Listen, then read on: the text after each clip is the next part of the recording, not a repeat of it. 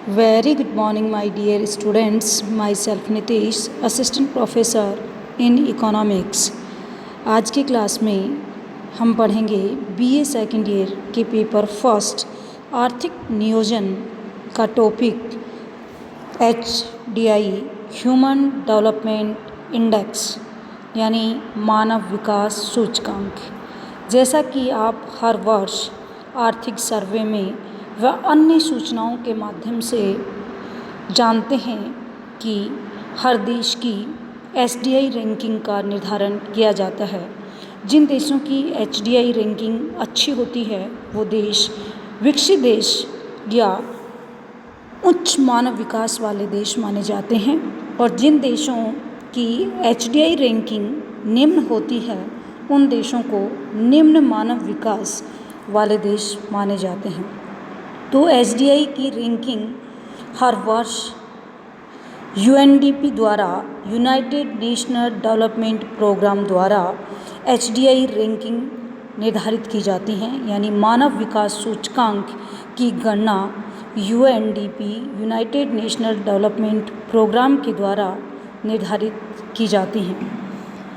अर्थव्यवस्थाओं के बीच मानव विकास की तुलनात्मक गणना का यह एक महत्वपूर्ण साधन है, यानी HDI के द्वारा हम दो देशों या अधिक देशों के बीच आपसी तुलनात्मक की मानव विकास का अध्ययन कर सकते हैं। HDI की गणना 3 आधारों पर की जाती है। नंबर 1 शिक्षा, नंबर 2 स्वास्थ्य और नंबर 3 जीवन स्तर। यानी ह्यूमन डेवलपमेंट इंडेक्स HDI की जो रैंकिंग है वो शिक्षा, स्वास्थ्य और जीवन स्तर इन 3 सूचकांकों के आधार पर ये इंडेक्स तैयार किया जाता है। इस इंडेक्स में जो वैल्यू होती है वो 0 से 1 के बीच होती है। जो देश 0.8 से लेकर के 1 के बीच मानव विकास सूचकांक रखते हैं उनको उच्च मानव विकास सूचकांक वाले देश माना जाता है। जिनकी रैंकिंग 0.5 से 0.799 के बीच होती है उन देशों को हम मध्य मानव विकास सूचकांक वाले देश मानते हैं, और जिन देशों की रैंकिंग जिनका इंडेक्स जो है वो 0 से 0.499 के बीच आता है वो निम्न मानव विकास वाले देश माने जाते हैं। इस प्रकार HDI जो है वो मानव विकास के तुलनात्मक अध्ययन यानी अर्थव्यवस्थाओं के बीच मानव विकास के तुलनात्मक अध्ययन का एक महत्वपूर्ण साधन बन गया है, और हर वर्ष HDI की गणना या HDI की रैंकिंग हर देश को दी जाती है, और उच्च रैंकिंग वाला देश विकसित और निम्न रैंकिंग वाला देश कम विकसित माना जाता है। इस प्रकार आज हम पढ़ेंगे मानव विकास सूचकांक ह्यूमन डेवलपमेंट इंडेक्स। अर्थव्यवस्थाओं के बीच विकास की तुलनात्मक गणना को लेकर दुविधा तब हल हुई जब यूनाइटेड नेशनल डेवलपमेंट प्रोग्राम यानी UNDP ने 1990 में अपनी पहली मानव विकास रिपोर्ट ह्यूमन डेवलपमेंट रिपोर्ट जो है यानी HDI प्रकाशित की। इस रिपोर्ट में मानव विकास सूचकांक HDI द्वारा विकास के स्तर को मापने और परिभाषित करने का पहला प्रयास था। मानव विकास सूचकांक विकसित करने वाले ऐसे पहले दल का नेतृत्व महबूब उल हक और इंगे कॉल ने किया था। इस सूचकांक में शब्द मानव विकास असल में विकास का ही एक उपसिद्धांत है। मानव विकास रिपोर्ट 3 संकेतकों स्वास्थ्य, शिक्षा और जीवन स्तर को मिलाकर विकास को मापती है। इन 3 संकेतकों को समग्र रूप से मानव विकास सूचकांक यानी HDI में बदल दिया जाता है। HDI में एक सांख्यिकी आंकड़े की रचना असल में एक महत्वपूर्ण पड़ाव था। इसमें सामाजिक और आर्थिक विकास की समझ के लिए एक संदर्भ बिंदु मिल सका। HDI हर पैमाने के लिए न्यूनतम और अधिकतम सीमा तय करता है, जिसे हम गोल पोस्ट कहा जाता है, और उसके बाद दिखाया जाता है कि इस गोल पोस्ट के संबंध में हर देश कहाँ ठहरता है, जिसकी वैल्यू 0 से 1 के बीच पाई जाती है। यानी सूचकांक के 1 के स्तर पर तैयार किया जाता है। समग्र सूचकांक के विकास के लिए जिन 3 संकेतकों का इस्तेमाल होता है वे निम्न प्रकार हैं। HDI के घटक शिक्षा को अब 2 अन्य संकेतकों में मापा जाता है।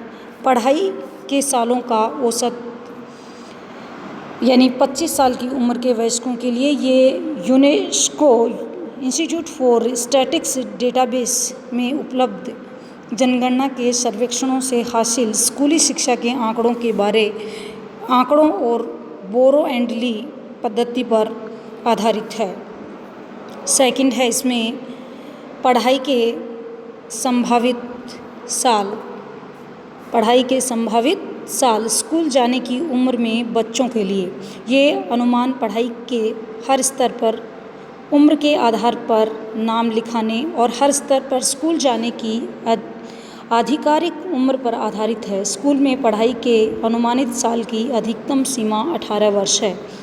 इन संकेतकों को न्यूनतम वैल्यू 0 और 1980 से 12 के बीच देशों में स्कूलों में पढ़ाई के औसत साल की वास्तव में पाई गई अधिकतम वैल्यू से सामान्य बनाया जाता है। साल 2010 में अमेरिका में इसके 13.3 साल होने का आकलन किया गया था। शैक्षिक सूचकांक 2 सूचियों का ज्यामितीय औसत है। मानव विकास सूचकांक फर्स्ट जो हमने देखा है वो है शिक्षा, सेकंड है स्वास्थ्य। मानव विकास सूचकांक के जन्म के समय ही जीवन प्रत्याशा का मापा जाता है और उसकी गणना न्यूनतम 20 साल और अधिकतम 83.57 साल के आधार पर की जाती है। यह 1980 से 12 के बीच की समय श्रेणियों में विभिन्न देशों में मापी गई संकेतकों की अधिकतम वैल्यू है। इसलिए किसी देश के लिए दीर्घायु घटक अगर उसकी जन्म के समय जीवन प्रत्याशा 55 वर्ष है तो यह 0.551 होगी। देन थर्ड जो घटक हम जिसके आधार पर गणना करते हैं वो है जीवन स्तर। फर्स्ट हमने देखा शिक्षा, सेकंड स्वास्थ्य, थर्ड जीवन स्तर। घटक में GNI ग्रोस नेशनल इनकम प्रति व्यक्ति आय अमेरिकी डॉलर में क्रय शक्ति तुल्यता में मापा जाता है। 2012 में कतर के लिए न्यूनतम आय के लिए गोल पोस्ट 100 अमेरिकी डॉलर को लिया गया और अधिकतम के लिए 87,478 अमेरिकी डॉलर। मानव विकास सूचकांक GNI के बढ़ने के साथ आय के कम होते महत्व को परिलक्षित करने के लिए आय के लघु गुणक का इस्तेमाल होता है। HDI में तीनों चरों की सूचियों के अंकों को फिर ज्यामितीय औसत के जरिए समग्र सूचकांक में बदला जाता है। HDI विभिन्न देशों के अंदर और उनके बीच अनुभवों के निर्देशात्मक तुलना का मार्ग प्रशस्त करता है। UNDP ऊपर बताए गए तीनों मानकों के आधार पर अर्थव्यवस्था को एक के स्केल यानी 0 से लेकर 1 पर दर्शाया जाता है। इन उपलब्धियों के आधार पर देशों को मुख्य तौर पर 3 श्रेणियों में वर्गीकृत किया जाता है, जिनके लिए सूचकांक में पॉइंट्स की श्रेणियां बनी हुई होती हैं। फर्स्ट है उच्च मानव विकास सूचकांक वाले देश, सेकंड है मध्य मानव विकास सूचकांक वाले देश और थर्ड है निम्न मानव विकास सूचकांक वाले देश। उच्च मानव विकास सूचकांक वाले देश वो हैं जिनकी रैंकिंग 0.8 से 1 के बीच होती है।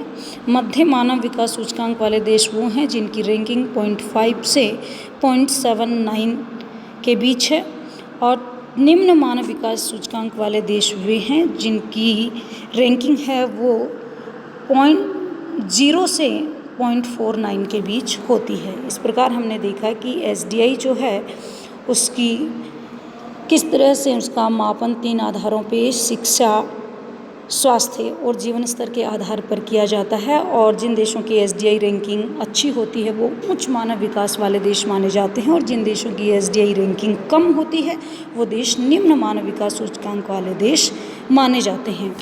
भारत इसमें मध्य मानव विकास सूचकांक वाले देशों की श्रेणी में हमें लगभग शामिल रहता है, और ये SDI रैंकिंग 1990 के बाद हर वर्ष प्रकाशित की जाती है, जो हम आर्थिक सर्वे में देख सकते हैं। Thank you. अगली क्लास में हम फिर मिलेंगे किसी नए टॉपिक के साथ में। धन्यवाद।